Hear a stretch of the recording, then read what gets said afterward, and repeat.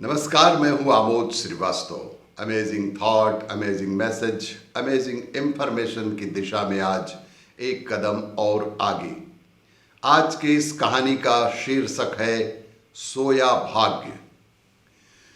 एक व्यक्ति जीवन से हर प्रकार से निराश हो चुका था। लोग उसे मनहूस के नाम से बुलाते थे। एक ज्ञानी पंडित ने उसे बताया कि तेरा भाग्य फलां पर्वत पर सोया हुआ है, तू उसे जाकर जगा ले तो भाग्य तेरे साथ हो जाएगा। बस फिर क्या था, वो युवक चल पड़ा अपना सोया भाग्य जगाने के लिए। फिर क्या था कि वह युवक चल पड़ा अपना सोया भाग्य जगाने के लिए। रास्ते में जंगल पड़ा तो एक शेर उसे खाने को लपका। वो बोला, भाई मुझे मत खाओ, मैं अपना सोया भाग्य जगाने जा रहा हूं, उसके बाद जो दिल में आए कर लेना। शेर ने कहा कि तुम्हारा भाग्य जाग जाए तो मेरी एक समस्या है, उसका समाधान पूछते आना। शेर ने कहा कि तुम्हारा भाग्य जब जाग जाए तो मेरी भी एक समस्या है, उसका समाधान पूछते लाना। मेरी समस्या ये है कि मैं कितना भी खाऊं, मेरा पेट भरता ही नहीं, हर समय पेट भूख की ज्वाला से जलता रहता है। मनहूस ने कहा, ठीक है, आगे जाने पर ठीक है, मैं पूछ लाऊंगा। आगे जाने पर एक किसान के घर उसने रात बिताई। बातों बातों में पता चलने पर कि वो अपना सोया भाग्य जगाने जा रहा है, किसान ने कहा कि मेरा भी एक सवाल है। जिसके घर में रात निभाई उस किसान ने कहा कि भाई मेरा भी एक सवाल है, अपने भाग्य से पूछकर उसका समाधान लेते आना। मेरे खेत में मैं कितनी भी मेहनत कर लूं, पैदावार अच्छी होती ही नहीं। मेरी शादी योग्य कन्या है, उसका विवाह इन परिस्थितियों में मैं कैसे कर पाऊंगा। मनहूस व्यक्ति बोला, ठीक है, और आगे जाने पर वो एक राजा के घर मेहमान बना। रात्रि भोज के उपरांत राजा ने ये जानने पर कि वो व्यक्ति अपने भाग्य को जगाने जा रहा है, उससे कहा कि मेरी परेशानी का हल भी अपने भाग्य से पूछते आना। मेरी परेशानी ये है कि कितनी भी समझदारी से राज्य चलाऊं, मेरे राज्य में अराजकता का बोलबाला बना ही रहता है। मनहूस व्यक्ति ने कहा, ठीक है। अब वो पर्वत के पास पहुंच चुका था। अब वो मनहूस व्यक्ति पर्वत के पास पहुंच चुका था। वहां पर उसने अपने सोए भाग्य को झंझोड़ कर जगाया। उठो उठो, मैं तुम्हें जगाने आया हूं।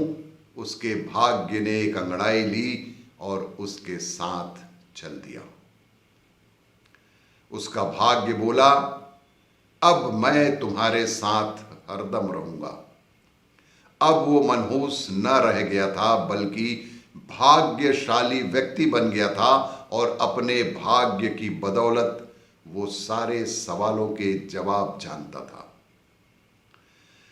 वापसी यात्रा में वो उसी राजा का मेहमान बना और राजा की परेशानी का हल बताते हुए वो बोला, चूंकि तुम एक स्त्री हो और पुरुष वेश में रहकर राजकाज संभालती हो, इसीलिए राज्य में अराजकता का बोलबाला है। तुम किसी योग्य पुरुष के साथ विवाह कर लो, दोनों मिलकर राज्य भार संभालोगे तो तुम्हारे राज्य में हमेशा हमेशा के लिए शांति स्थापित हो जाएगी। रानी बोली, तुम ही मुझसे ब्याह कर लो और यहीं रह जाओ।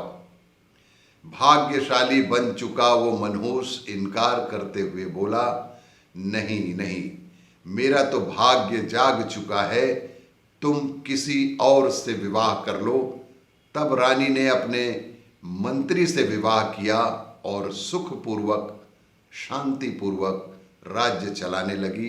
राजकाज का निर्वहन करने लगी। कुछ दिन राजकीय मेहमान बनने के बाद उसने वहां से विदा ली। चलते चलते वो किसान के घर पहुंचा और उसके सवाल के जवाब में बताया कि तुम्हारे खेत में 7 कलश हीरे जवाहरात के गड़े हैं। उस खजाने को निकाल लेने पर तुम्हारी जमीन उपजाऊ हो जाएगी और उस धन से तुम अपनी बेटी का ब्याह भी धूमधाम से कर सकोगे। किसान ने अनुग्रहित होते हुए उससे कहा कि मैं तुम्हारा जीवन भर शुक्रगुजार रहूंगा, क्यों न तुम ही मेरी बेटी के साथ ब्याह कर लो। पर भाग्यशाली बन चुका वह व्यक्ति बोला कि नहीं नहीं, मेरा तो भाग्योदय हो चुका है, तुम कहीं और अपनी सुंदर कन्या का विवाह कर दो।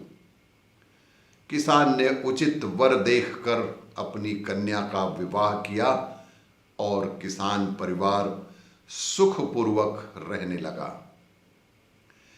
कुछ दिन किसान की मेहमान नवाजी भोगने के बाद वो इंसान जंगल में पहुंचा और शेर से उसकी समस्या के समाधान स्वरूप कहा कि यदि तुम किसी बड़े मूर्ख को खा लोगे तो तुम्हारी ये क्षुधा हमेशा के लिए शांत हो जाएगी। शेर ने उसकी बड़ी आवभगत की और यात्रा का पूरा हाल जाना। सारी बात पता चलने के बाद शेर ने कहा कि भाग्योदय होने के बाद इतने अच्छे और बड़े 2 मौके गंवाने वाले ऐ इंसान, तुझसे बड़ा मूर्ख और कोई नहीं होगा। तुझे खाकर ही मेरी भूख शांत होगी। और इस तरह वो इंसान शेर का शिकार बनकर मृत्यु को प्राप्त हो गया। और भी इसी तरह की कहानियों के लिए देखते रहिए मेरा वीडियो। लाइक करें, शेयर करें और सब्सक्राइब अवश्य करें। धन्यवाद।